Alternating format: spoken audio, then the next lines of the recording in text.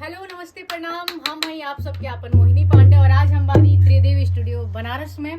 तो हम आज स्टूडियो आयल बनी तो कुछ ऐसे गाना बजाना ही होता हमनी के। तो कुछ गाना हमरा गावे के मन करता, मूड मिजाज बनल बात है। बहुत बढ़िया ढोलक बजाओ तने हमार बाबू, बहुत बढ़िया, जो कि अभी हम गावत तनी, आप लोग सुनम कैसन लागत। तो आई दो लाइन गावत तनी, अच्छा लगी तो बताएं लोग, बाकी आई सुनतन जा। दोस्तों इस जमाने को क्या